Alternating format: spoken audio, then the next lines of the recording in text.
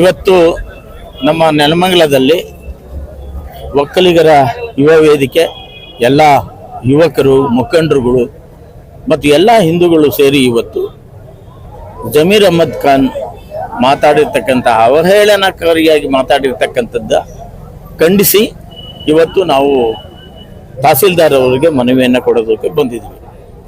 Channapatna by ಎಲೆಕ್ಷನ್ನಲ್ಲಿ Zameer Ahmed Khan ಅವರು ಮಾಜಿ ಪ್ರಧಾನಿಗಳಾದಂಥ ದೇವೇಗೌಡ ಅಪ್ಪಾಜಿಯವರ ಬಗ್ಗೆ, ಮಾಜಿ ಮುಖ್ಯಮಂತ್ರಿಗಳು ಹಾಲಿ ಕೇಂದ್ರ ಮಂತ್ರಿಗಳಾದಂಥ ಕುಮಾರಣ್ಣನವರ ಬಗ್ಗೆ ಮಾತಾಡಿರ್ತಕ್ಕಂಥದ್ದು ಖಂಡನೀಯ.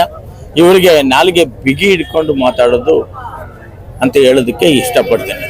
ಜೊತೆ ಅಲ್ಲ, ಒಕ್ಕಲಿಗರ ಮುಖಂಡರು ಅಂತಲ್ಲ, ಇದು ಎಲ್ಲರಿಗೂ ಕೂಡ ಆಗುತ್ತೆ. ಯಾಕಂತಂದ್ರೆ ಇವತ್ತು ಅವ್ರಿಗೆ ಮಾತಾಡಿ ನಾಳೆ ಬೇರೆಯವ್ರಿಗೆ ಮಾತಾಡ್ಬೋದು ಅವರು. ಹಾಗಾಗಿ ಅದಕ್ಕೋಸ್ಕರನೇ ನಾವು ಇವತ್ತು ಎಲ್ಲರೂ ಕೂಡ ಸೇರಿ ನಾವು ಈ ಪ್ರತಿಭಟನೆಯನ್ನು ಮಾಡ್ತಾ ಇರ್ತಕ್ಕಂಥದ್ದು. ಇನ್ನು ಮುಂದೆ ಏನಾದರೂ ಇದೇ ರೀತಿ ಅವರು ಮುಂದುವರೆದ್ರು ಅಂತಂದ್ರೆ ಉಗ್ರವಾಗಿ ನಾವು ಪ್ರತಿಭಟನೆಯನ್ನ ಮಾಡ್ತೀವಿ ಅಂತಕ್ಕಂಥ ಮಾತನ್ನು ಹೇಳಕ್ಕೆ ಇಷ್ಟಪಡ್ತೀನಿ.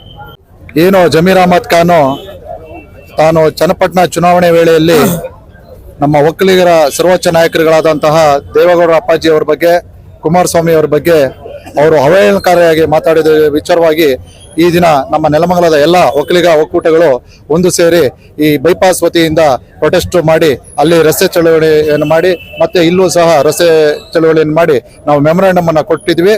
ಆ ಜಮೀರ್ ಖಾನ್ ತನ್ನ ನಾಲಿಗೆಯನ್ನ ಬಿಗಿ ಇಟ್ಕೊಳ್ಬೇಕು.